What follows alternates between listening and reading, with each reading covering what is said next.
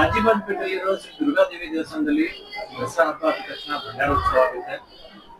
ಇಲ್ಲೇ ಕನ್ನಡ ಅದ್ದೂರಿಯಾಗಿ ನಡೆದು ಆದ್ರೆ ನಾವು ಕೇಳ್ಪಟ್ಟಿದ್ದೀವಿ ಮುತ್ತೈದೆಯರೇ ಈ ಒಂದು ದೇವಸ್ಥಾನದಲ್ಲಿ ಹೋದ ವರ್ಷ ಪ್ರತಿ ವರ್ಷ 500 400 ಮುತ್ತೈದೆ ಮಾಡ್ತಿದ್ದಾರೆ. ಬಟ್ ಈ ವರ್ಷ 25 ಮುತ್ತೈದೆ ಮಾಡಿ ಅತಿ ವಿಜೃಂಭಣೆಯಿಂದ ಕಾರ್ಯಕ್ರಮ ಮಾಡಿದ್ರ. ಅದ್ರ ಬಗ್ಗೆ ವಿವರಣೆ ನಮ್ಮ ವೀಕ್ಷಕರಿಗೆ ಶ್ರೀ ದುರ್ಗಾದೇವಿ ಮಾತಾ ಕಿ ಜೈ.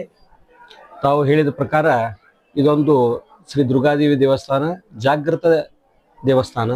ಶ್ರೀ ದೇವಿ ಆಶೀರ್ವಾದ ಎಲ್ಲರ ಭಕ್ತರಿಗೆ ಅತ್ಯಂತ ಒಂದು ಭಕ್ತರು ಏನು ಬೇಡ್ಕೊಂತಾರೆ ಅದನ್ನು ಕೊಡುವಂಥ ದೇವಸ್ಥಾನ ಅಂತೇಳಿ ಪ್ರಚಲಿತ ಇದೆ. ಗ್ರಾಮ ದೇವತೆ ವಿಶೇಷವಾಗಿ ಹಿಂದೂ ಧರ್ಮದ ಹಬ್ಬ ದಸರಾ ಹಬ್ಬದಲ್ಲಿ ದೇವಿ ಜಗನ್ಮಾತೆ ನವರಾತ್ರಿಗಳ ಕಾಲ ರಾಕ್ಷಸರನ್ನು ಸದೆಬಡೆದು ಏನು ಒಂದು ಸಿಟ್ಟಿನಲ್ಲಿರ್ತಾಳೆ ದೇವಿ ಜಗನ್ಮಾತೆ, ದುರ್ಗಾದೇವಿ ಮಾತೆ.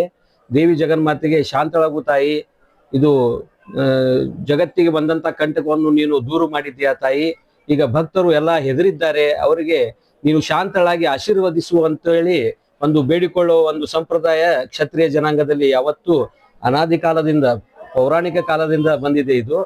ಆ ನಿಟ್ಟಿನಲ್ಲಿ ವಿಶೇಷವಾಗಿ SSK ಸಮಾಜ ಕ್ಷತ್ರಿಯ ಜನಾಂಗದವರು ದಸರಾ ಹಬ್ಬ ಮುಗಿದ ನಂತರ ದೀಪಾವಳಿ ಹಬ್ಬದ ನಡುವೆ ಒಂದು ಭಂಡಾರ ಪೂಜೆ ಅಂತೇಳಿ ಮಾಡುವಂತ ಸಂಪ್ರದಾಯ ಈ ಕ್ಷತ್ರಿಯ ಜನಾಂಗ ವಿಶೇಷವಾಗಿ ಸೋಮವಂಶ ಸಹಸ್ರಾಜ ಕ್ಷತ್ರಿಯ ಜನಾಂಗದಲ್ಲಿ ಬಂದಿದೆ.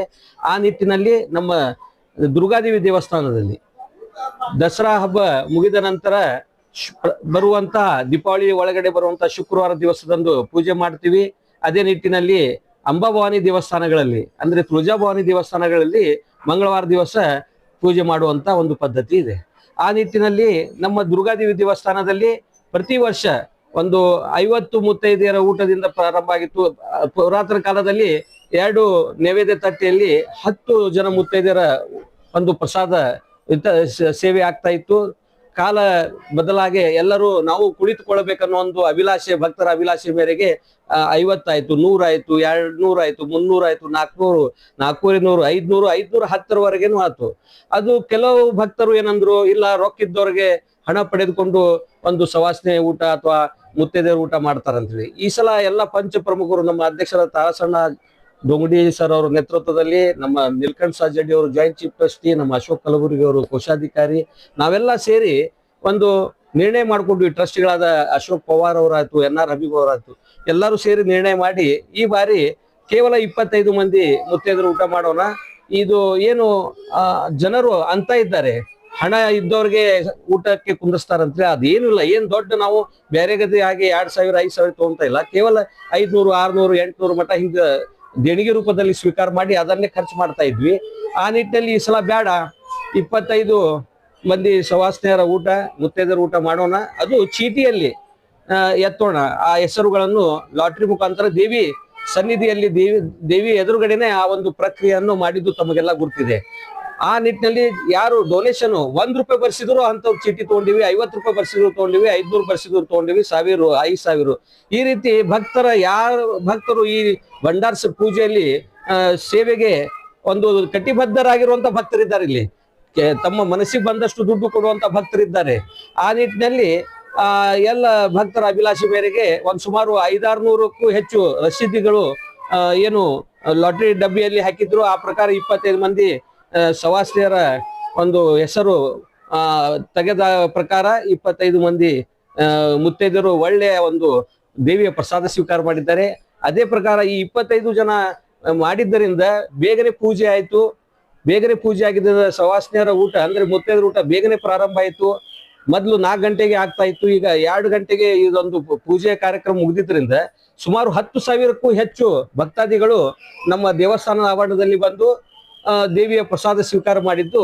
ಇದೆಲ್ಲ ಪಂಚ ಪ್ರಮುಖರ ಮತ್ತು ಈ ನಮ್ಮ ಘಟಕದ ಯುವಕ ಮಂಡಳ, ಮಹಿಳಾ ಮಂಡಳ ಎಲ್ಲರ ಒಂದು ಸಹಯೋಗದೊಂದಿಗೆ ಸುಮಾರು 10,000ಕ್ಕೂ ಹೆಚ್ಚು ಭಕ್ತಾದಿಗಳು ಪ್ರಸಾದ ಸ್ವೀಕಾರ ಮಾಡಿದ್ದು ಹುಬ್ಬಳ್ಳಿಯ ನಗರದ ಮಟ್ಟದಲ್ಲಿ ಒಂದು SSK ಜನಾಂಗದಲ್ಲಿ ಒಂದು ಇತಿಹಾಸ ನಿರ್ಮಾಣ ಮಾಡಿದೆ ಅಂತ ಹೇಳಲು ಸಂತೋಷ ಪಡ್ತೀವಿ.